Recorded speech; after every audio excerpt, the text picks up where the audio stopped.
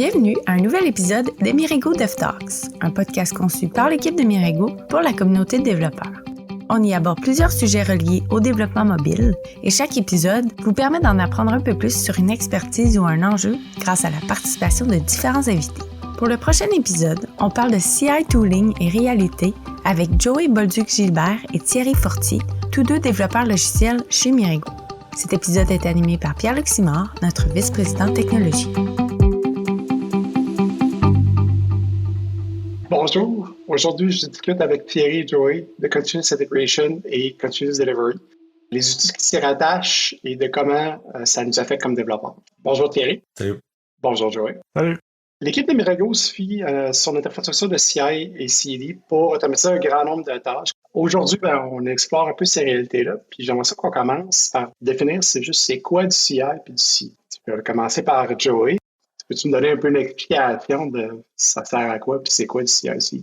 Moi, dans le fond, je vois le CI comme un outil qui nous donne confiance dans la qualité de nos modifications.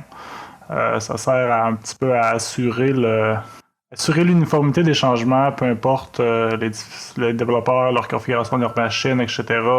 S'assurer que les tests ils vont toujours être valides, par exemple, ou s'assurer que les différentes règles de formatage du projet vont être respectées ou que le code va compiler dans le code langage où c'est applicable. Puis ça, c'est la partie CI. La partie CD, ça sert beaucoup à diminuer le temps entre ce que tu fais tes changements localement puis c'est intégré avec le travail de tes collègues. Puis en diminuant ça, ça permet aussi de réduire les problèmes comme les gros merges, etc. Thierry, as-tu quelque chose à ajouter sur ta définition-là? Oui, en fait, la définition est très complète, mais de mon côté, je rajouterais tout le pipeline qu'on a avec la team de QA aussi. On a souvent des tâches en CI/CD qui vont être pas nécessairement des palliatifs au QA, ça prend quand même de l'assurance qualité, mais des jobs, entre autres, qui vont nous permettre d'automatiser certains processus QA puis certains tests qu'on va pouvoir faire en amont. Comme ça, quand le QA reçoit une nouvelle tâche, un nouveau ticket qui vient d'être complété, il y a déjà une partie de la régression qui a été faite, fait que lui, il peut se concentrer sur le chemin qui est déviant du happy path, si on veut. Pas juste l'automatisation de build, là. Donc, ce que j'entends, Joey, c'est il y a aussi exécuter les tests. J'entends dans vos réponses, aussi dans le continuous development, oui, il y a la build, mais aussi qu'on met la build dans ça. Ce que j'aimerais comprendre, dans le fond, c'est juste un système de job. Crown pourrait faire la job pour faire du CI/CD. C'est plus que ça à mon avis parce que quand tu rentres dans un pipeline de CI/CD, les outils qu'on utilise entre autres nous donnent plus d'options que ça. On parle de Jenkins, on parle de GitHub Actions, ça pourrait être des GitLab, je pense qu'ils appellent ça des jobs aussi sur GitLab. Les outils qu'on a là-dedans nous donnent plus d'options que juste une basic cron job, là. De la gestion de fichiers de sécurité, tout ce qui est authentification, certificat, mot de passe, on peut les gérer de façon sécuritaire dans les outils qu'on utilise. On peut, avec GitHub, spécifier sur quel environnement on veut rouler. Fait que là, on a une panoplie de versions d'Ubuntu, de versions de macOS, ou même de versions de Windows si on en a besoin. On peut changer facilement les versions d'outils qu'on utilise aussi, que ce soit Node, Ruby, des mythes pour construire puis tester la façon dont on build sur différents outils, sur différentes plateformes, sur différents OS. Que si on décidait de juste faire une cron job ou de se faire un simple bash script qu'on roule sur nos ordinateurs, là ça devient plus compliqué, ça devient plus lourd à gérer quand tu le roules sur un ordinateur local qui est pas centralisé comme un système de CI/CD. Un autre avantage que je vois, c'est la capacité de se hooker directement sur les changements au système de gestion de version du code. Par exemple, avec GitHub Action, on peut déclencher automatiquement notre job sur un push dans une nouvelle branche, sur une pull request qui pointe vers la branche principale, ou au contraire, on pourrait programmer quelque chose qui va rouler à toutes les nuits pour être averti le lendemain quand il y a quelque chose qui a été intégré la veille qui ne fonctionne pas, dépendamment du contexte du projet. C'est des avenues qui sont possibles, qui sont pas nécessairement impossible à réaliser avec un système de cron job, mais c'est beaucoup de travail pour atteindre ce niveau-là de configuration. Ouais, puis il y a la rétroaction utilisateur aussi. Tu sais, on a des jobs qui utilisent sur Jenkins, entre autres des approbations qui vont être explicites. Fait que la job va rouler une partie du pipeline, puis à un moment donné, elle arrête, puis ça prend un être humain qui vient dire « OK, c'est beau, tu peux continuer ». Tu peux le faire avec une cron job aussi, mais comment tu vas l'intégrer, comment tu vas le démontrer à l'utilisateur, ça devient un peu plus compliqué, tandis que Jenkins a déjà tout ce qu'il faut built-in là-dedans. GitHub Action, je pense que c'est sur le niveau entreprise là aussi. On se croise les doigts qu'on va l'avoir sur les niveaux d'en dessous éventuellement, mais ça, c'est quelque chose qui est plus facile à faire avec un système de build qu'avec un système de cron. Et à quel moment dans un projet, c'est le temps de se dire, OK, là, j'ai besoin de faire du CI/CD. Quand j'ai un petit script sur le coin de la table pour me rendre la vie plus facile, je me fais pas un full pipeline de CI pour m'assurer que je passe les 2 tests que j'ai écrits. À quel moment, dans votre expérience comme développeur qui ont passé sur plusieurs projets, c'est le bon moment de commencer à dire, OK, là, il faut que je fasse du CI dans mon projet. À partir du moment qu'il y a plus qu'une personne qui travaille sur un projet, assurément, il y a de la valeur. Puis même pour certains projets solo, ça peut être pertinent. Là. À partir du moment qu'il y a une certaine complexité ou à partir du moment où est-ce que... En fait, tu ne veux plus avoir à penser, OK, est-ce que j'ai roulé mes tests avant de faire mes changements? Ça le fait pour toi. Fait que c'est un peu ça l'avantage. Puis ça peut être simple du CI. Ça n'a pas besoin d'être compliqué. Puis un système complexe comme avoir un environnement Jenkins, genre sur une machine. Il y a plein d'outils cloud gratuits pour des projets open source qui peuvent répondre à la plupart des besoins. Là. Exact. J'ai la même lecture. Là. Quand est-ce que tu commences à faire du CI/CD le plus tôt possible dans ton projet, idéalement? Surtout, si tu l'héberges sur un truc comme GitHub, ben GitHub Action te donne des minutes, même sur les petits projets personnels. Fait que l'idéal, c'est de s'en servir. Puis tu sais, le CI/CD est là, oui, pour automatiser tes tests, mais il est aussi là pour automatiser tout ce qui est tâches répétitives que toi, tu veux pas nécessairement avoir à faire à mitaine. Si on parle de GitHub Action, en plus, on peut installer des plugins là-dedans pour vérifier, bon, est-ce que mes dépendances sont à jour, est-ce que mes dépendances sont sécuritaires, est-ce qu'il y a des trous que j'aurais pas vus ou des trucs que j'ai pas vérifiés dans le day-to-day. Puis l'autre portion de ça, c'est que plus vite tu commences, plus vite tu as ton setup d'intégrer, moins c'est dispendieux après ça de rajouter des tâches, rajouter des scripts, rajouter des pipelines, versus quand tu arrives dans un projet qui a 1 an, 2 ans de vie, puis tu dis, OK, on automatise tout ce qu'on fait manuellement, mais attention, il faut pas que tu oublies de morceaux, puis il faut que tu prennes vraiment toutes les étapes manuelles, que tu les scriptes, que tu les testes sur ton système de CI/CD pour être sûr qu'il fonctionne.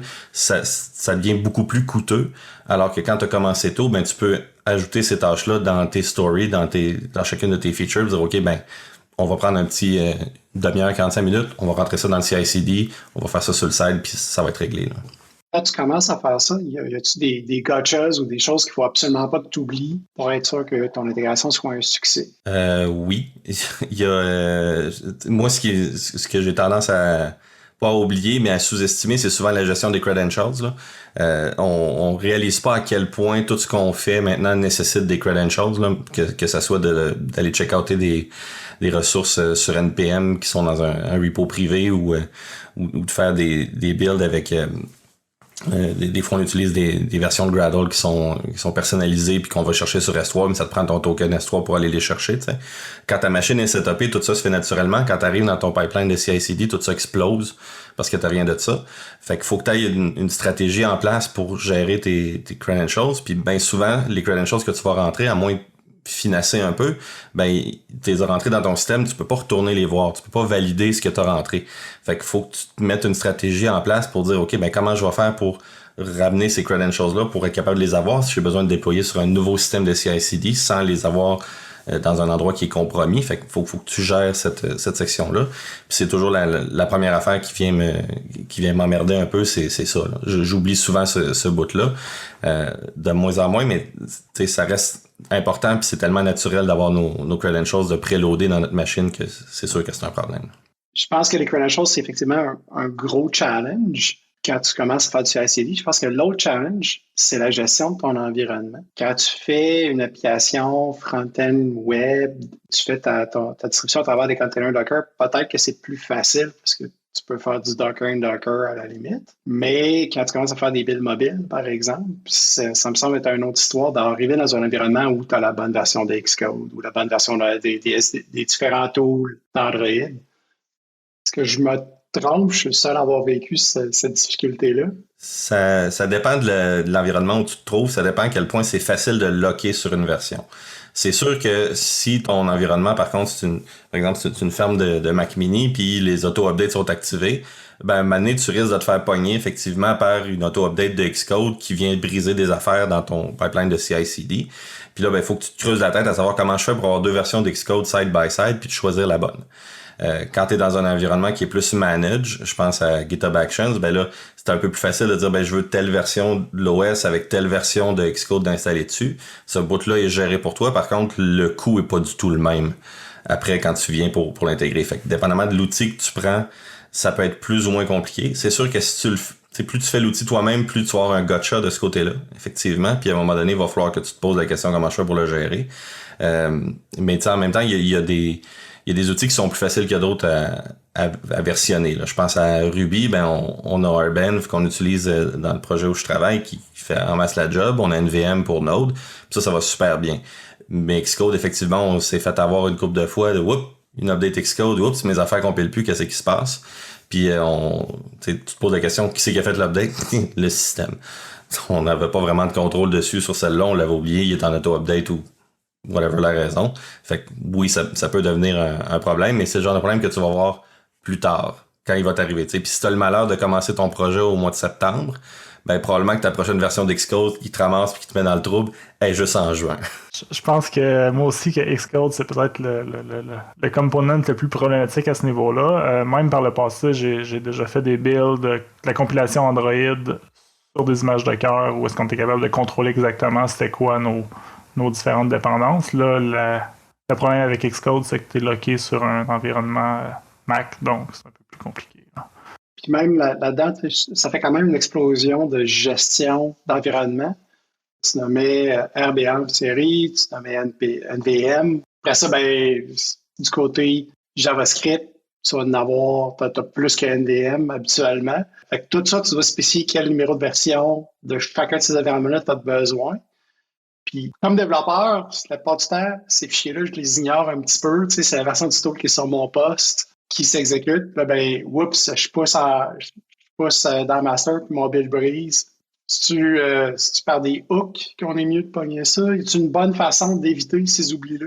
Je suis plus ou moins d'accord que comme développeur, on y pense pas. Moi, je suis dans un contexte un petit peu particulier où est-ce que je travaille dans la team évolution, donc je travaille sur plein de projets qui utilisent plein de versions, par exemple de Ruby différentes ou plein de versions de Node différentes selon le projet. Donc, dans la même semaine, je peux rouler 5-6 versions de Node différentes. Donc, j'ai pas le choix d'avoir un setup qui me permet de contrôler ça puis d'être attentif à ça. Par le fait même, je pense que un bon outil de CI va te permettre de partager cette configuration-là, qui souvent va être par repo, entre qu'est-ce que moi j'utilise comme développeur quand je travaille dans ce projet-là et qu'est-ce que le CI va utiliser. Un exemple, je sais que les gens qui font du web chez Mirego utilisent beaucoup ASDF pour contrôler, installer différents langages, contrôler les versions, tout ça.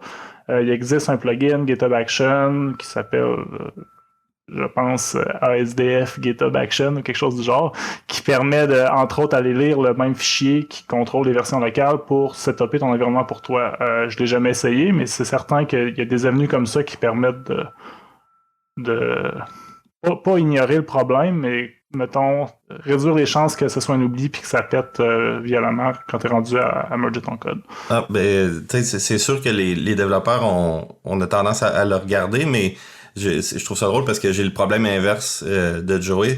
Dans le projet où je me trouve, on est multiplateforme at large, là.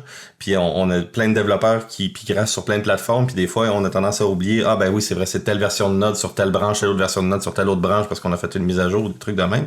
Puis c'était un problème pour nous autres. Les environnements étaient vraiment pas pareils d'un poste de développeur à l'autre. Fait que ce qu'on a fait, c'est qu'on a wrappé toutes les commandes qu'on utilise pour builder localement dans les mêmes outils pas de Terraform, là, mais de setup d'environnement qu'on utilise sur les machines de CI/CD. Fait que quand je fais mon npm run start, ben il y a un 2-3 secondes de plus où il va valider, OK, t'as-tu une VM? Oui. T'es-tu en train d'utiliser la bonne version de Node? Non, parfait, je vais te la changer sur le fly. T'as-tu RBN? Oui. T'as-tu la bonne version de Ruby? Non, je te la change sur le fly. Fait que, en faisant ça, on s'assure que les devs roulent toujours les bonnes versions, mais en même temps qu'ils roulent exactement les mêmes commandes qui vont être exécutées sur le CI/CD. Au point où on utilise entre autres Fastlane pour faire nos builds iOS, ben on a rentré nos builds web dans Fastlane. J'utilise le tool Fastlane pour starter mon serveur local de web. Y a-t-il un gain de passer par Fastlane? Autre que c'est exactement le même outil qu'on utilise sur le CI? Non, il n'y a pas de gain. Fastlane ne me donne rien de plus pour le web, mais c'est juste qu'on a un seul point d'entrée pour l'automatisation, un seul point d'entrée pour l'exécution des commandes. Quand on veut voir c'est quoi le path qu'on prend pour starter un serveur ou pour compiler notre build web, en fait, builder notre build web, ne le compile pas, ben c'est tout par Fastlane. Puis après ça, c'est toutes les mêmes étapes, c'est tous les mêmes outils. Puis s'il y a une place qui est brisée, ben c'est dans Fastlane. Puis ça va péter sur le CI, ça va péter sur les machines des devs, puis on va le réparer à un endroit, puis ça va réparer les machines des devs puis le CI d'une shot. C'est un très bon point. On fait un peu la même chose dans d'autres projets avec des fichiers Makefile, exemple pour rouler les tests, pour rouler les outils de linting, etc. Donc on a un seul point d'entrée central qui expose aussi un genre d'API sur le projet. C'est quoi les différentes commandes qu'un développeur pourrait avoir à rouler pour travailler avec le projet, là. Ça sert un petit peu de documentation, dans le fond, pour quelqu'un qui est moins familier. Au lieu de se poser la question, OK, est-ce que c'est NPM, run, c'est quoi le port, c'est quoi les verbes d'environnement que j'ai besoin, etc. C'est un bon point d'avoir un outil, même si c'est un script à maison, qui fait les validations, qui vont être aussi faites dans l'univers du CI, mais si tu as un fichier job, de définition job qui n'est pas pareil comme ce que ta commande make fait, normalement, ça devrait être détecté et facile à débugger. Mais c'est un super bon point, puis un bon truc, je pense, à avoir si tu commences à faire du CI. Ça m'amène un peu à c'est quoi le secret du succès dans le CI/CD? Qu'est-ce qui fait que, un, je sais que j'ai choisi le bon tool, le CI/CD pour moi, puis deux, qu'est-ce qui fait que ça va perdurer puis ça va bien vivre dans le temps? Je pense que la première chose, c'est d'éviter la multiplication des tools. Tu veux pas reposer sur 5, 6, 7 outils différents pour faire ton CI/CD. Il faut que tu sois le plus focusé possible, le plus streamline possible pour que ça soit justement, comme on disait tantôt, facile à débugger, facile de voir, puis que tu aies une bonne visibilité sur c'est quoi les options de job que tu peux rouler, entre guillemets. Puis comment tu as choisi le bon tool, je pense que c'est par le niveau de friction. Moins tu as de friction avec ton tool, mieux tu te portes. Le CI/CD, il est là pour t'aider, il est là pour te rendre la vie plus facile, il est là pour prendre les tâches qui sont répétitives ou qui sont à risque d'être oubliées, puis s'assurer que tu n'as pas besoin de t'emmerder à les répéter tout le temps, puis que tu les oublies pas. Si le temps que tu passes à les répéter puis à essayer de pas les oublier, tu le passes à essayer de débugger ton CI/CD, clairement tu n'as pas le bon tool, tu n'as pas le bon pipeline, il y a quelque chose qui est brisé dans ta méthodologie. C'est supposé te sauver du temps puis du stress. C'est la base de ce que c'est supposé faire. Si ça fait pas ça, faut que tu revoies ta stratégie, je pense. Quelque chose à ajouter, Joey? Ouais, ben moi j'avais pris la question un petit peu d'un autre angle, puis mettons la recette du succès comme pour introduire du CI dans un projet. Moi je conseillerais de commencer petit. Il faut pas que ta tâche dans Jira ou outil de gestion de projet équivalent soit régler tous mes problèmes d'un coup, parce que c'est une bouchée qui est vraiment trop grosse. Peut-être que la première étape, ça devrait être je suis capable de compiler mon code sur un engin de CI quelconque, puis c'est déjà ça va être une bonne marche. Puis ensuite, c'est facile d'y aller itérativement, ajouter des étapes pour le linting, les tests, le code coverage, tout ce qu'on pourrait penser vouloir faire dans un environnement comme ça. Tandis que si tu dis, OK, faut que ça fasse tout du premier coup, ben là, ça va être très difficile d'atteindre cet objectif-là, surtout que chaque projet va être différent, va avoir ses petites contraintes, puis peut-être qu'on va te rendre compte en cours de route que telle chose, ça vaut pas la peine de le faire sur le CI aussi, là. Des fois, c'est toujours un trade-off. Est-ce que c'est trop complexe pour le gain en temps que ça te donne? Des fois, la réponse, c'est peut-être pour ce projet-là, OK, non, on va garder une étape manuelle sur un poste parce que ça va nous prendre X temps et arriver à automatiser tout ça, là. Y a-t-il des jobs qu'on devrait pas essayer d'automatiser avec un CI/CD? Parce que le CI, je pense à un exemple, ben, si c'est mon CI qui fait le linting puis qui update mon code, il faudrait qu'il commit. J'imagine que ça ne doit pas être terrible. Y a-t-il des jobs je devrais pas y donner, même s'ils sont répétitifs? Mais celle-là, tu sais, celle dont que tu parles en exemple, je sais personnellement qu'il y a des devs sur mon projet qui voudraient qu'on le fasse par le CI, pour ne pas s'enfarger dans justement des erreurs de linting ou des erreurs de formatage pendant qu'ils développent. Tu sais, ils veulent aller le plus vite possible.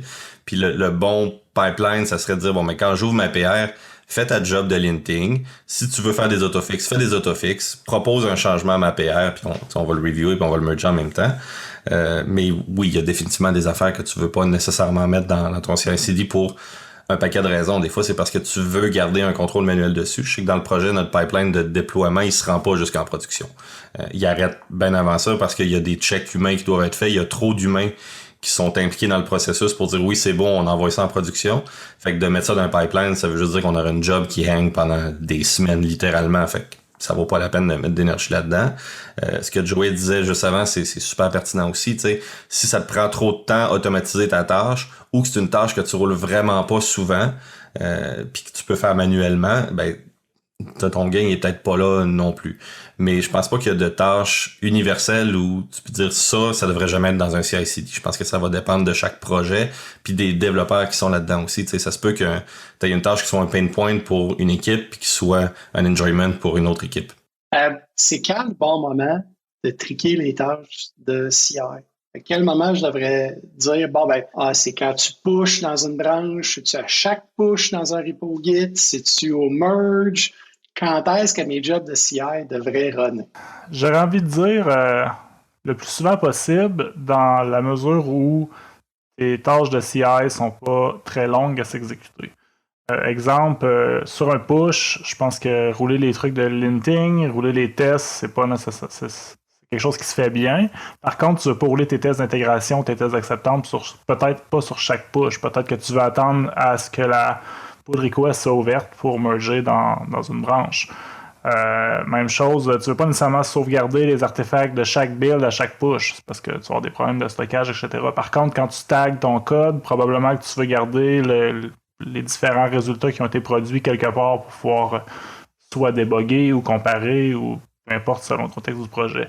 Donc moi, je le vois un peu comme ça. Plus tes tâches de CI sont courtes, plus tu devrais les rouler souvent. Plus les tâches sont longues, plus sont complexes, tu devrais les rouler moins souvent parce que nécessairement, tu vas avoir des conflits avec d'autres projets, tu vas avoir des conflits avec d'autres développeurs qui veulent rouler les mêmes tâches parce qu'eux autres aussi ont travaillé de leur bord. Puis un bottleneck de CI, c'est quelque chose que tu peux vivre assez souvent là, quand tu as plusieurs développeurs qui travaillent sur un même projet. Même si tu n'as pas besoin d'avoir une très grosse équipe pour arriver à ce genre de stade-là où est-ce que tu as 3 ou 4 commits en ligne qui roulent chacun leur propre job de CI puis tu sais pas trop qu'est-ce qui va se passer. Là.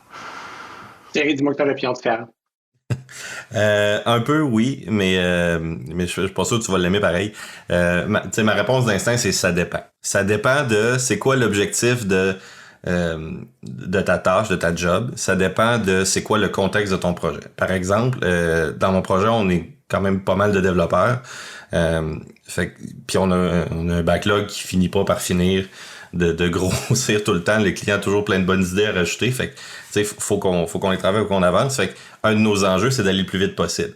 Donc, tout ce qu'on peut offloader au CI, on veut l'offloader au CI. Tout ce qu'on peut envoyer, se faire exécuter sur d'autres machines que nos machines de dev, on veut le faire.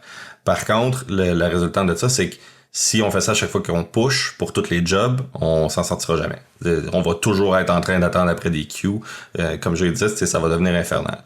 De l'autre côté, il faut que tu le fasses assez souvent. Si tu fais pas ta job assez souvent, ben c'est là que tu es à risque d'avoir des pipelines qui crashent ou qui fonctionnent plus. Puis là, ben c'est lequel des changements des 3 dernières semaines qui est venu casser ton CI entre le moment où tu l'as roulé, puis là 3 semaines, puis le moment où tu le roules là.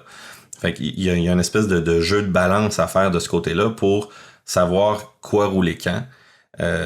Puis t'es-tu mieux de le rouler au push, t'es-tu mieux de le rouler à PR? Ça dépend de la façon dont ton équipe travaille. Une équipe qui est très très respectueuse du système de PR, ben tu peux le faire au PR. Une équipe qui est sujette à faire ce qu'on va appeler des ninja commits, là t'es peut-être mieux de le faire au push. Est-ce que ça veut dire que tu peux avoir des triggers qui sont différents par branche? Oui, ça veut dire que sur master, je peux rouler sur push et PR, mais sur sur une branche de feature, par exemple, ou une branche de release, là, je peux le rouler seulement sur l'APR, mettons.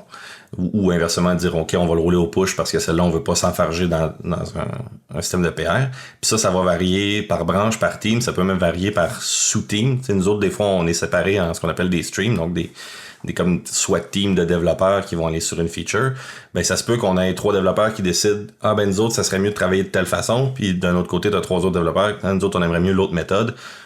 Si tu es capable d'être flexible dans la façon dont tu vas gérer tes jobs de CI pour accommoder tes développeurs, pour que le tool les serve eux autres et soit pas dans leurs jambes, je pense que ça, c'est l'idéal. Par contre, ça veut dire que tu joues souvent dans les triggers de tes builds.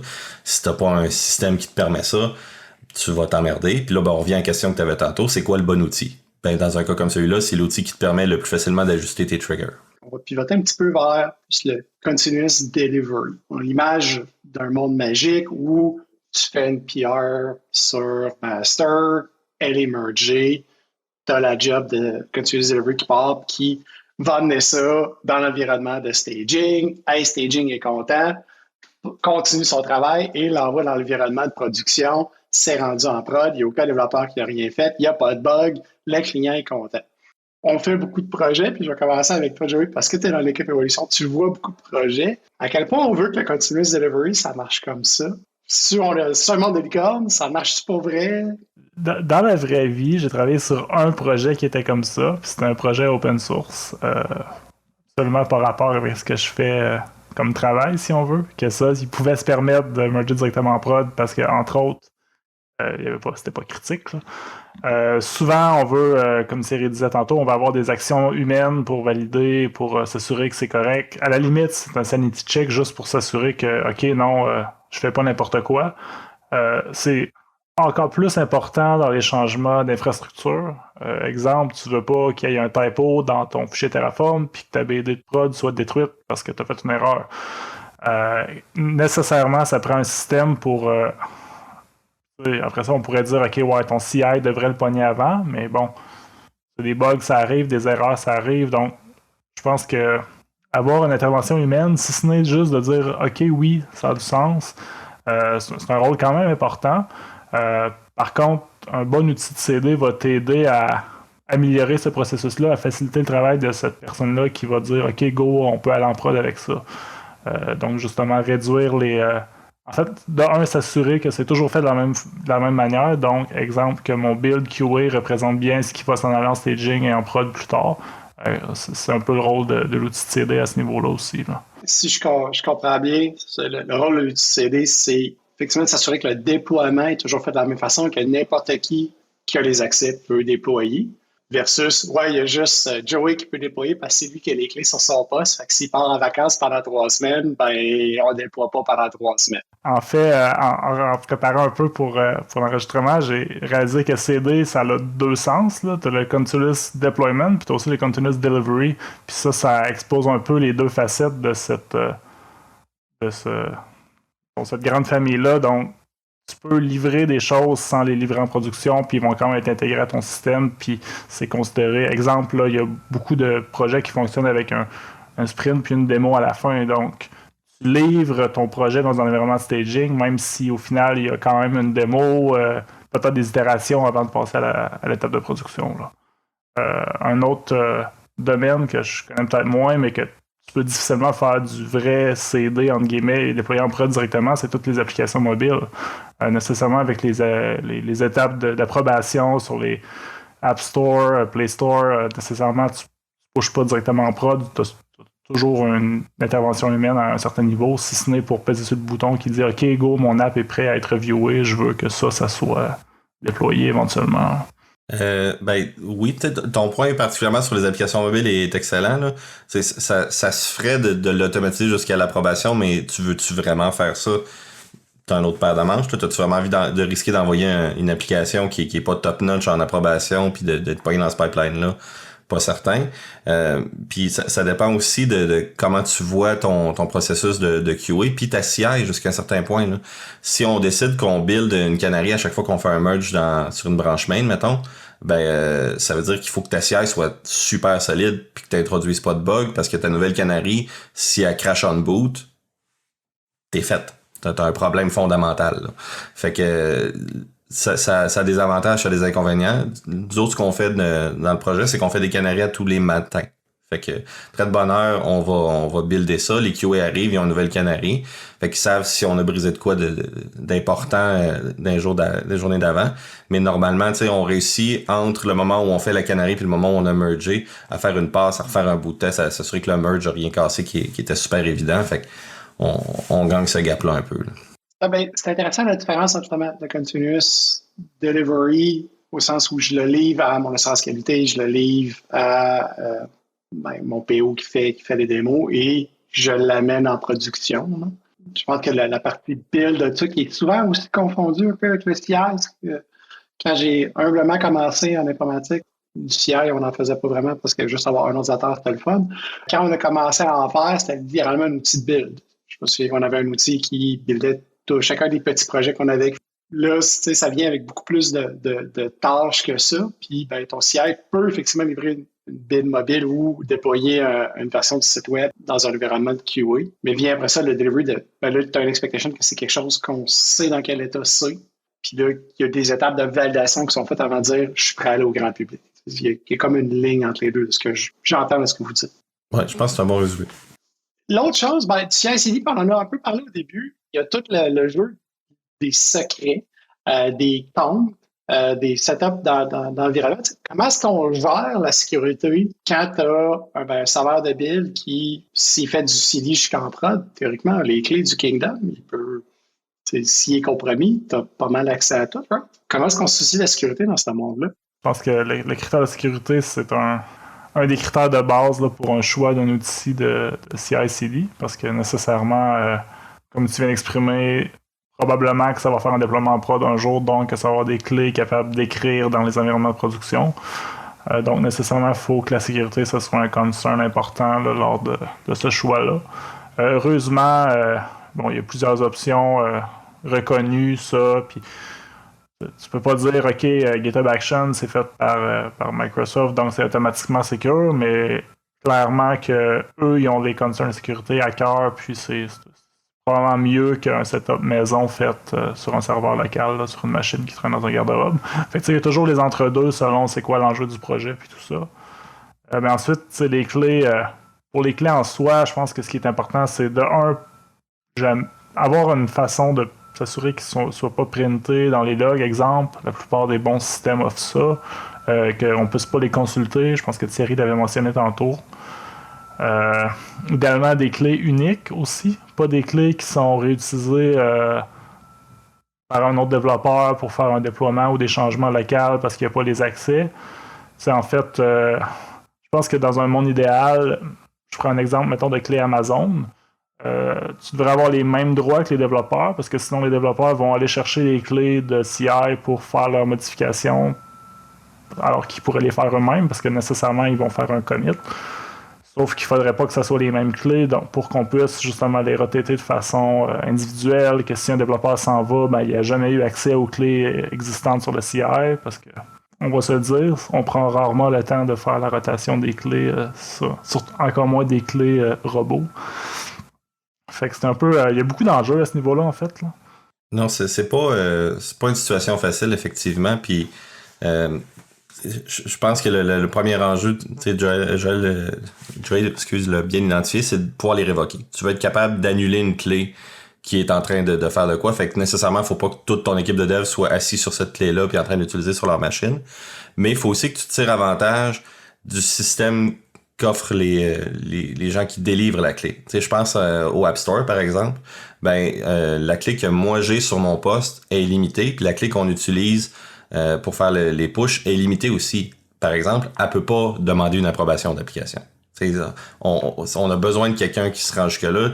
La seule affaire que je peux faire de mémoire, c'est uploader l'application, télécharger les DSIM, puis that's it, là. Puis c'est ça que tu veux. Tu veux que ton système soit limité à ce qu'il est capable de faire. Comme ça, quelqu'un de malicieux qui réussit, pour une raison ou une autre, à mettre la main sur ta clé, est limité dans ce qu'il peut faire.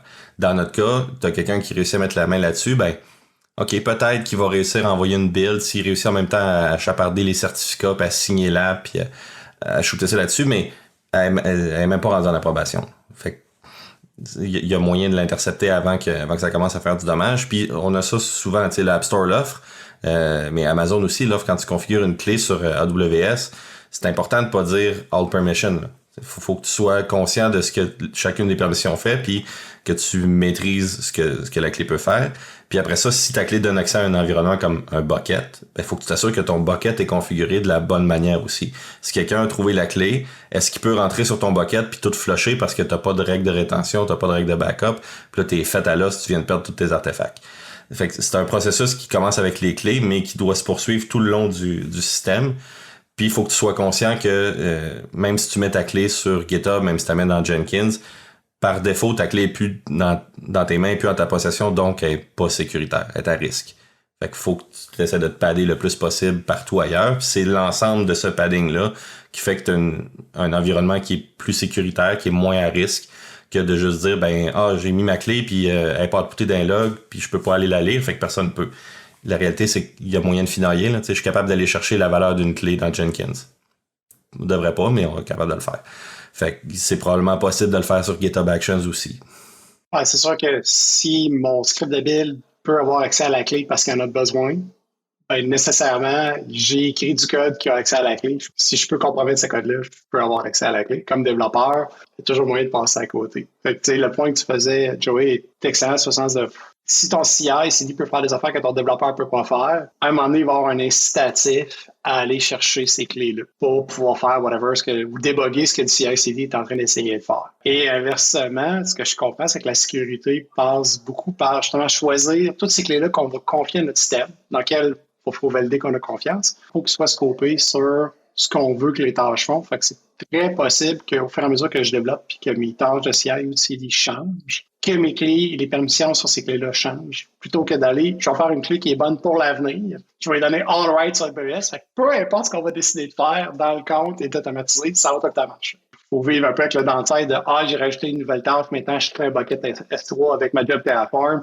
Il faut que j'aille donner le droit de créer des buckets S3 et non pas de tout faire sur S3. On va se dire, là, la sécurité, ça devient vite quand même chiant, là, dans le sens que c'est beaucoup plus facile de donner un accès étoile à un système que se poser la question qu'est-ce que j'ai vraiment besoin, qu'est-ce que je devrais avoir le droit de faire versus qu'est-ce que c'est pas une bonne idée d'avoir le droit de faire. C'est pas juste une question de CI/CD, mais c'est une question de base, je pense, en informatique. Là. C'est malheureusement pas le chemin le plus facile qui va être le chemin le plus sécuritaire la plupart du temps. Non, puis tu sais, c'est un bon point, mais je pense qu'une des façons qu'on peut mitiger ça, c'est quand tu fais des jobs qui sont très très petites, très très ciblées, puis que tu peux les chaîner les unes avec les autres, donc une job qui en déclenche une autre, ben là tu peux avoir une clé qui est associée à une job, puis cette job-là a sa clé qui ne fait que ça. Fait que si tu as besoin de rajouter une étape dans le pipeline, il faut que tu crées un bucket, ben tu fais une clé qui a le droit de créer des buckets. Tu fais une job qui crée un bucket, la place entre les deux étapes où tu as besoin de la placer, merci, bonsoir. C'est plus limité, ça te permet de révoquer tes clés, ça te permet d'avoir des scopes qui sont très très ciblés. Puis ça veut dire que quelqu'un qui veut emmerder ton système est obligé de ramasser 3, 4, 5, 6, 7 clés quand tu as besoin de ça. Le projet où je suis, on n'a pas de setup aussi complexe que ça. T'sais, on fait juste uploader des fichiers sur S3, on crée pas de bucket, on n'a pas besoin de terraformer, on n'a pas ces concerns-là. Mais si j'étais dans un projet où on a plusieurs étapes, où on a une possibilité de grandir puis d'avoir des actions supplémentaires à faire, c'est comme ça que je le ferais. J'essaierais d'isoler chacune de mes tâches. Puis la contrepartie de ça, c'est que tu as moins besoin de gérer des clés avec des permissions complexes. Chaque clé fait une affaire ou deux affaires. C'est moins compliqué à gérer. Mais ça fait plus de clés à auditer. Fait que ton équipe de sécurité, elle, te trouve peut-être moins le fun, même si c'est fait avec une bonne intention, les autres, ils ont plus d'audits à faire. Ouais, faut que tu t'assures de les documenter comme faut, de garder le tracking, puis d'essayer de leur faciliter la vie le plus possible. Puis, tu sais, ça, c'est l'autre bout en sécurité qui est souvent difficile. Quand tu te ramasses devant un paquet de clés à auditer, puis que t'as aucune idée de ce que chaque clé fait parce qu'ils ont tout le nom du projet, puis point 1, point 2, point 3, point 4. Non, là c'est un problème. Faut que tu y ailles pensé d'avance puis que ta nomenclature soit self-explanatory puis que s'il y a un champ de notes, tu le notes, mais là, on en revient à ce que Joey disait, la sécurité, c'est pas facile. Ça va être difficile, ça va être compliqué, ça va être plate à gérer. Faut que tu donnes le plus d'outils possible avant, puis souvent, ça veut dire documenter. Puis la documentation, ben, c'est pas nécessairement l'affaire qu'on fait le mieux ou qu'on fait le plus souvent, qu'on aime le plus faire dans la vie, tu sais. Je vais faire un saut de la sécurité à la partie débugger le CI/CD. Je trouve que c'est deux sujets qui sont très liés. parce que plus tu justement gères des clés différentes, tu rajoutes de la sécurité, plus ton environnement sur ton poste, toi comme développeur, puis l'environnement du CI/CD ont soudainement plus les mêmes accès, plus les jobs qui runnent de la même façon. C'est quoi les astuces, trucs, difficultés de débugger une job de CI quand, comme toute chose, en code, ça marche sur le poste du développeur, mais ça marche pas sur le serveur? Mais tu sais, la première affaire de mon bord, ça serait, s'assurer que le pipeline de CI/CD marche sur le poste du développeur, que tu es capable de le rouler, puis que si tu veux le débugger, t'es pas obligé de trigger une job sur le serveur de CI/CD. Parce que c'est chiant, faut que tu uploades tes changements à chaque fois puis que tu valides là. 2, si t'es sur un système avec un nombre de slots limité, ben là, tu viens voler tes slots à du monde qui en ont besoin de faire autre chose. Fait que si t'as juste 15 slots, ben t'en as une qui est lockée parce que le gars essaie de faire marcher son build, c'est un peu tannant.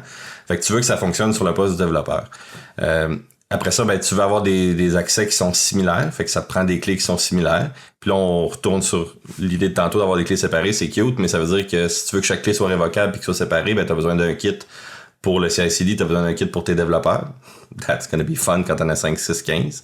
Fait que faut que tu deals avec ça aussi. Il y a peut-être un trade-off à faire de ce côté-là. Puis dans notre cas, nous autres, on a des applications qu'on doit signer. Les certificats de signature, je les ai pas sur mon poste. Fait que il y a cette décision-là que tu dois prendre à un moment donné. Jusqu'à quel point je vais être capable de débugger sur mon poste, le pipeline de CI/CD, puis à quel moment je dis non, là, ça, je vais le débloquer, je vais le débugger là parce que je les veux pas, ces certificats-là. Les certificats de prod, je les veux pas sur ma machine. Je veux pas être responsable de gérer cette sécurité-là. Fait que on va les laisser là où ils sont sur le serveur de CI/CD. Puis s'il reste juste ce morceau-là d'application ou de pipeline à débugger, ben on va le faire là-bas. Fait que c'est un trade-off, mais il faut que tu t'assures à la base d'être capable d'émuler ton environnement de CI/CD pour pouvoir travailler de façon itérative rapide. Un outil qui est très puissant pour justement s'aider à justement émuler un environnement de CI, c'est Docker ou un autre outil de container. Exemple, si ton build CI roule sur un container Docker quelconque, ben toi, tu peux partir le même container localement, te connecter dedans, puis voir qu'est-ce qui se passe.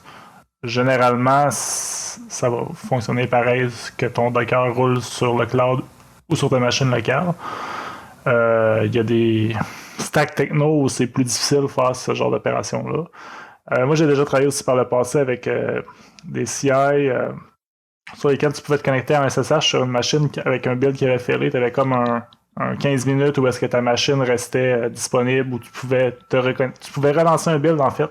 C'est ça, tu pouvais relancer un build en disant « Hey, celui-là, je veux pouvoir me reconnecter après, garde-moi là 15 minutes. » Puis là, tu pouvais aller inspecter ce qui se passait. Bon, ça aussi, ça a un enjeu de sécurité parce que nécessairement, si tu fais ça, tu as accès à tout ce que tous les secrets que le build avait accès.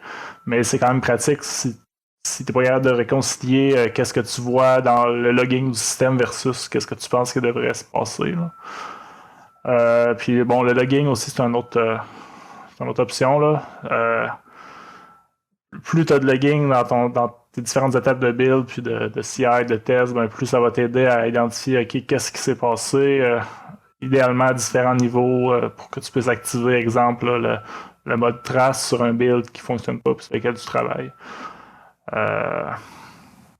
Mais c'est ça, c'est généralement, en tout cas, je trouve que c'est un processus qui peut devenir rapidement lourd, là, débugger des builds puis débugger des outils CI parce que justement, t'as pas une recette qui marche tout le temps pour tous les projets. C'est vraiment une question de faut que tu maîtrises bien le projet, faut que tu maîtrises bien l'outil de CI/CD pour justement y arriver. Puis souvent, c'est beaucoup d'essais-erreurs aussi parce que faut que tu reconfigures ta job, que tu la réexécutes, t'attends après le résultat, puis là, c'est rapidement lourd, en fait.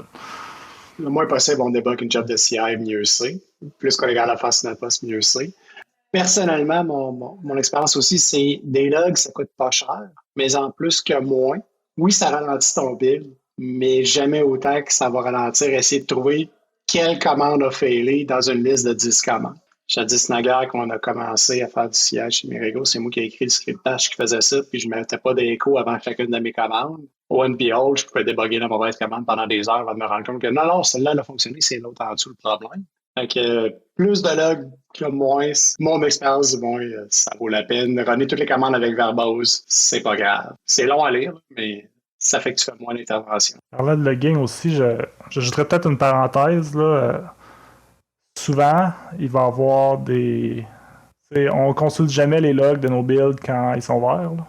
Puis souvent, il y a des warnings qui apparaissent, exemple des mises à jour, des trucs du genre, puis on s'en rend compte quand c'est un peu trop tard. Donc, c'est peut-être pensez-y bien de temps en temps de juste scroller les logs, voir qu'est-ce qui se passe, puis de s'assurer qu'il n'y a pas de red flag ou de plutôt orange flag qui va s'en venir rouge bientôt. Là. Ça peut être quand même quelque chose de pertinent à faire, puis pas tous les jours, mais de temps en temps. Là.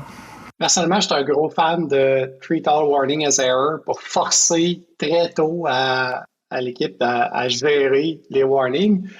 Je comprends que ça vient aussi avec oups, la règle de linting a généré un warning, que là, tout d'un coup, mes bills ne marchent pas, c'est un peu frustrant. Mais ça te force à t'en occuper plus tôt. Là. Fait que souvent, c'est à quel point on veut gérer la frustration du développeur versus lire les logs une fois de temps en temps.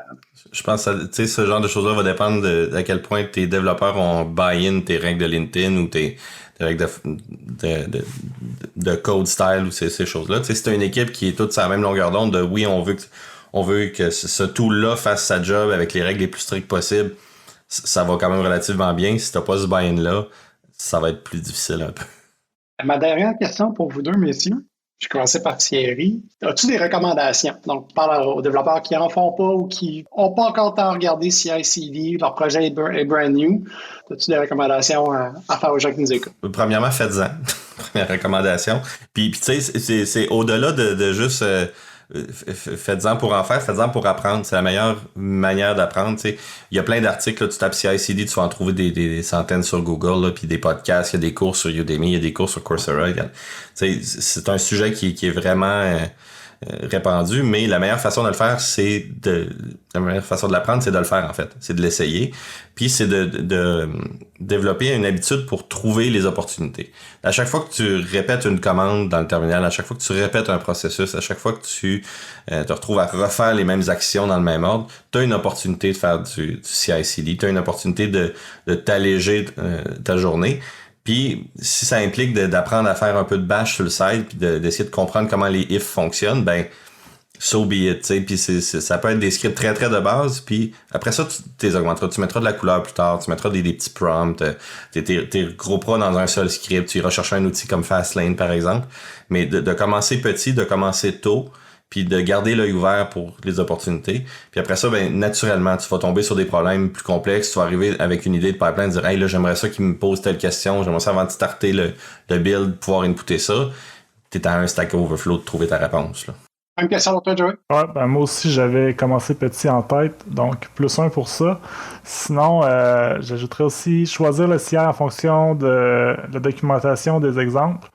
C'est facile là, de dire « Ok, tel nouvel outil est vraiment cool », puis là, tu te rends compte que la doc est pas là. Puis particulièrement dans le cas de CI/CD, comme on a discuté avant, c'est difficile à débugger. Du moins, ça peut être difficile de débugger. Donc, si la documentation est pas là, puis tu te ramasses à faire de l'essai-erreur, ça devient vite lourd.